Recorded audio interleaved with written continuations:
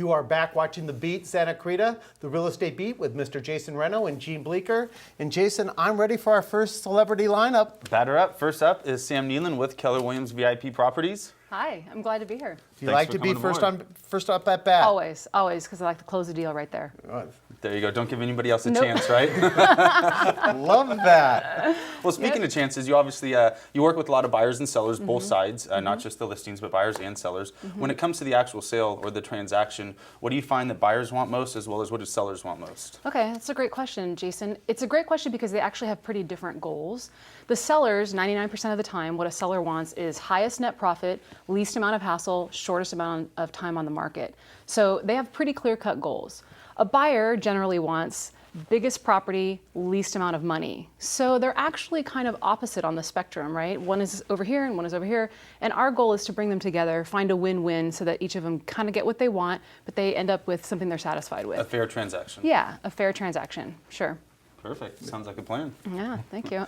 And then what about specifically the sellers? What do you think that they want most out of the transaction?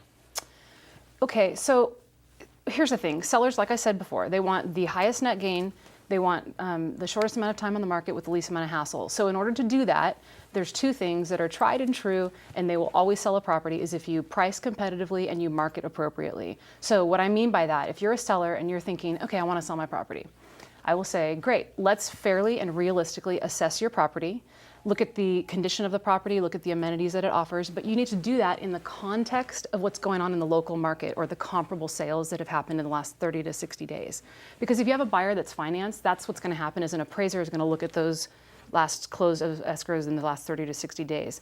However, in addition to that being the context, it also needs to be within the context of the active listings in the market.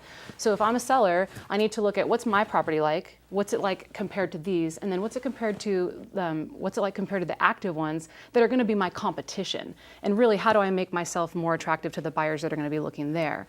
Then you want to market your property. That's the other part of this that's really essential. And how do you market it? Essentially, you put it in the multiple listing service, or as we call it, the MLS. And what goes in the MLS that matters? Well, pictures. The pictures matter. So as a seller, you really need to, again, fairly look at your property, declutter, stage, maybe paint your walls neutral colors, etc.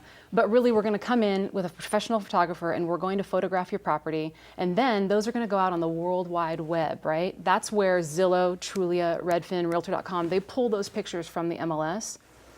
So those pictures better be awesome. And here's why. Buyers, 90% of buyers, statistically now we know, 90% of buyers are doing their shopping online. So if the pictures that you've or your agent has presented are not telling the story of that property, well, the buyers just go click right onto the next property. And they don't ever have the opportunity, the seller doesn't ever have the opportunity to maybe capture that buyer. So marketing your property through fantastic pictures through the MLS and pricing your property appropriately, you're going to sell your property. That's what a seller wants, and that's what a seller will get if they do that.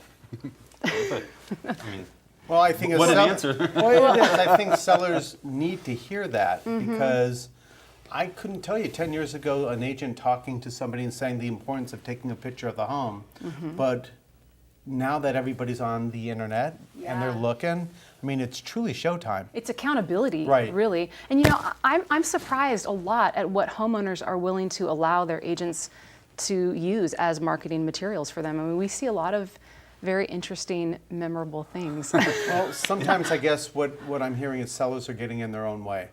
Sometimes, yes. Speaking of the memorable things, is that how you came up with your Friday Facebook post? Yes. It's always a welcoming Facebook post every Friday to see what Sam sees when I'm showing houses. I do have an album on Facebook called Things I See in People's Houses when I'm showing houses. And really, honestly, it started as just things that made me laugh, things that I thought were funny. They are pretty funny. I mean, what was the last one? A carpeted bathroom or something? A carpeted bathroom. And I think we had over 75 comments on that. I mean, it's interesting. So what has ended up happening, though, is it's become an educational tool, though still entertaining. This is what now happens. I think that album's been up for maybe 2 years-ish. Now I go to listing appointments, and my sellers are great. You know, we look at the property, and we go to the listing agreement, and we start talking about how they're going to stage their property, and they say, Sam, I love your Friday album. I laugh every single week. but I don't want to be in it now that I'm the seller. So tell me anything I need to do in order to not be in this album. So what I've learned is now it's become an educational tool for the sellers to actually look at things through the buyer's eyes and to position themselves as a buyer would see their property. And sellers are not used to doing that in our market. So it's even though they may not want to be in it, it is helping them, and it's becoming something that is an amazing tool in my toolkit for sellers. We got about 30 seconds left. What was your favorite one so far? Great question. All of them are gems. They're like children. How do you choose just one? But one was a seller clearly had just painted the walls white, which they should have done, except it would appear that maybe they didn't have the heart to paint over their children's handprints, blue handprints, right at about knee level. And it was my buyer who walked in and said, "What's going on here? This is kind of spooky." And needless to say, we did not purchase that property. Yeah. There you go. Sam Nealon, Yeah. thank you for being on Thank the you show. very much. You're welcome. You are Thanks for so having me. wonderful at what you do. Thank you. I appreciate Santa that. Cruz, we do have to take another break, but we have another real estate celebrity coming up. We'll be right back with you.